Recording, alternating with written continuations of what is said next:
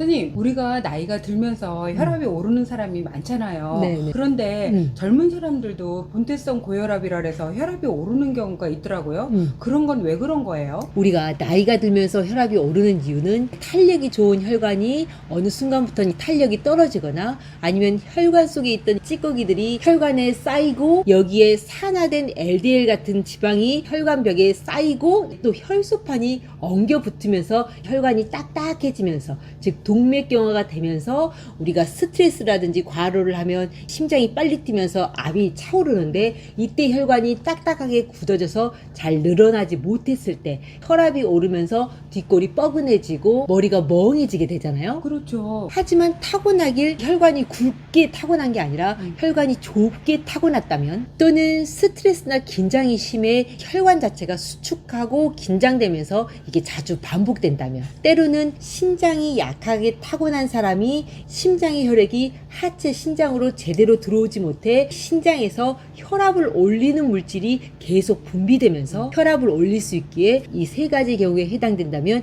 혈압이 젊은 나이에도 올 수 있죠. 그런 건 어떻게 할 수 있어요? 병원에서는 그냥 유전적인 요인으로만 생각하고 원인을 알 수 없다고 하더라고요. 우리가 동양의학에서는 손목에 있는 맥박만 측정해도 오장육부의 상태를 알 수 있다고 하거든요. 그런데 꼭 오장육부가 아니라 하더라도 우리가 손목의 맥박을 보면 혈관이 굵은지 얇은지 정도는 판단할 수 있죠. 가령 혈관이 굵은 사람은 맥박의 파동이 굵고 편안하게 뛰는 것이고 혈관이 좁은 사람은 맥폭이 아주 좁으면서 빠르게 뛰게 되는 거죠. 그리고 이렇게 혈관이 좁았던 사람의 경우가 지금 혈압이 없다 하더라도 젊은 나이부터 혈압약을 복용하는 경우가 더 많았고요. 이는 혈관의 긴장으로 혈관이 뻣뻣해지면서 혈관의 압이 혈관을 상처를 입히면서 혈관이 두꺼워지면서 동맥경화가 비롯되는 경우도 있을 것이고 때론 혈관이 좁아진 상태에서 영양액들이 빠져나가지 못하면서 혈관에 찌꺼기들이 쌓이면서 혈관 자체가 두꺼워지고 단단해져서 동맥경화가 진행되어 고혈압이 될 수도 있는 거고요. 정리하면 맥박의 파동이 굵고 깊은 사람보다는 맥박의 파동이 짧고 긴장감 있는 사람이 나중에 혈압이 올 수 있는 확률이 높다는 거네요. 네네. 그러면 신장이 허약한 사람은 어떻게 알아볼 수 있어요? 우리가 동양의학에서는 인체의 음기를 신장이라는 장부가 주관한다고 보거든요. 예. 따라서 신장이 약하게 타고난 사람은 인체의 음양 중에서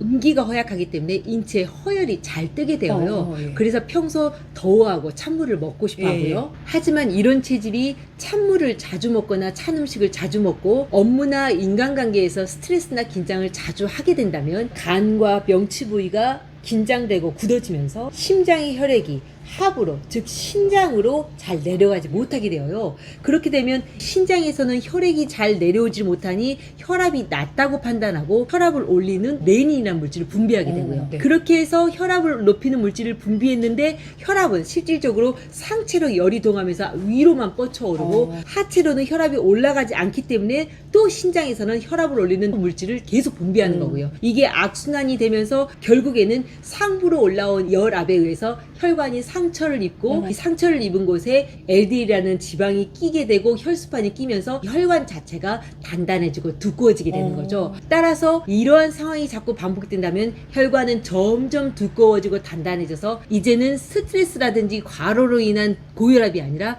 평상시에도 혈압이 오르는 진성 고혈압자가 될 수 있다고 말할 수 있겠죠.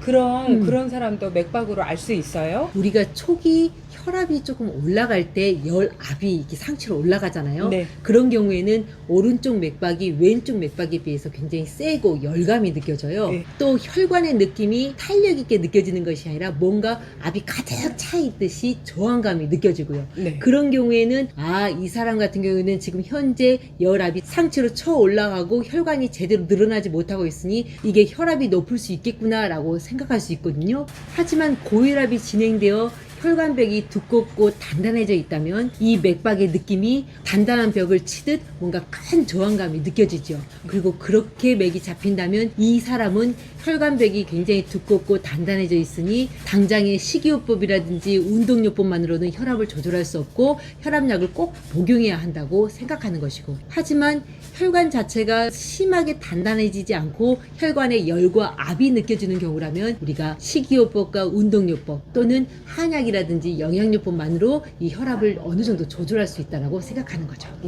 그렇게 맥박만 봐도 고혈압인지 고칠 수 있는 고혈압인지 고칠 수 없는 고혈압인지 알 수 있다는 거죠. 고칠 수 있는 건지 아닌 건지 알 수 있다면 저도 배워보고 싶은데요. 근데 스님, 우리가 혈압약으로도 동맥경화를 없앨 수 있는 거예요? 혈압약으로는 동맥경화를 고칠 수는 없죠. 혈압약이란 혈관의 압력을 줄여주는 약이다 라는 뜻이잖아요. 네네. 가령 심장의 박동이 빠르다면 혈관의 압력이 세기 때문에 네. 이 심장의 박동을 느리게 뛰는 약을 네네. 쓴다거나, 또는 혈관이 좁아져 있는 상태에서는 압이 더 세기 때문에 혈관을 확장시키는 약을 쓴다거나, 또는 돌아다니는 혈액의 양이 많다면 혈관의 압이 더 높기 때문에 네. 혈액의 양을 줄이기 위해서 이뇨제를 쓴다거나, 그리고 조금 전에 말했다시피 신장에서 혈압을 올리는 물질을 계속 분비하는 것을 차단하고 조절해주는 약을 씀으로써 혈압을 낮춰줄 수 있는 것이지 동맥경화 자체를 없앨 수 있다고 말할 수 없는 거죠.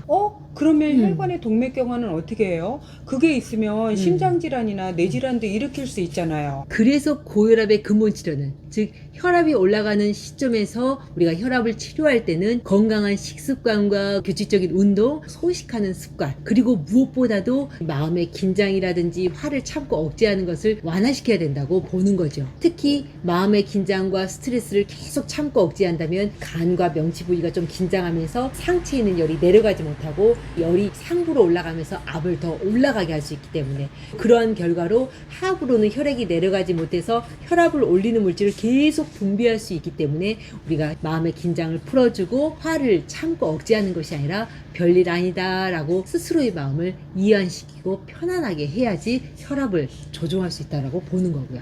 그럼 한약으로는 동맥경화를 어느 정도 고칠 수 있는 거예요? 방금 말했던 혈관이 많이 두꺼워지고 단단해진 경우라면 한약을 굉장히 오랫동안 쓰더라도 이 혈관 자체가 바뀌는 게 되게 어려워요. 예. 하지만 두꺼워지고 단단해진 게 얼마 안 된 혈압약을 먹기 시작한 지 한 3년 이내이거나, 아니면 초기 혈압이 올라서 혈관에 긴장감이 느껴지고 열과 압이 막 심하게 느껴지는 경우라면 우리 혈관의 긴장과 간의 긴장을 풀어주는 향부자라든지 삼능이라는 약과 함께 혈관의 열압을 풀어주는 생지황, 작약, 단삼, 우술, 목단피, 편삼 같은 약을 써주면 혈관의 열압을 쉽게 내릴 수 있죠. 그래서 얼마 안 된 고혈압은 한약만으로도 혈압을 내릴 수 있는 것이고, 하지만 혈관 자체에 찌꺼기가 쌓여가지고, 예를 들어 그게 지방, 단백, 노폐소가 쌓여있든 혈관의 상처로 인해서 LDL 같은 지방이 쌓여있는 것이든, 이러한 혈관의 노폐물을 없애줄 수 있는 봉출이라든지 강황, 울금, 향부자, 초초향부자, 효노색 같은 약들을 쓰면 혈관의 노폐소들이 없어지면서 혈관의 탄력이 조금씩 좋아지면서 혈압을 조정할 수 있는 것이고, 여기에 혈관 자체를 자양해주는 당귀라든지 산조인, 그리고 천마라는 약재를 써주면 혈압약을 먹지 않아도 혈관이 굉장히 건강해지는 효과를 누릴 수 있는 것이죠. 정말 신기하네요. 네. 그럼 이런 약재들은 체질에 관계없이 써도 되는 거예요? 우리가 방금 말했던 약재들은 혈관의 열과 압이 차오르면서 오는 혈압일 때는 이런 처방전을 쓸 수 있습니다. 할 수 있는데, 상열한해, 즉 상체는 열이 차고 하체가 냉한 사람한테는 이렇게 쓸 수는 없는 것이고, 또 심장 자체의 펌프력이 굉장히 느리고 약해서 혈액이 천천히 흐른 사람은 혈관에 찌꺼기가 쉽게 쌓이겠잖아요. 네네. 그런 사람의 경우에는 방금 말했던 처방에 찬약들도 또 쓰면 안 되기 때문에 처방이 완전히 달라질 수 있는 것이고. 그럼 그 두 경우는 다음 시간에 이야기해 주실 수 있으세요? 네, 그렇게 준비해 볼게요. 오늘 혈압에 대한 새롭고 재밌는 이야기 유익했던 것 같아요. 네. 정말 감사합니다. 저도 감사했습니다.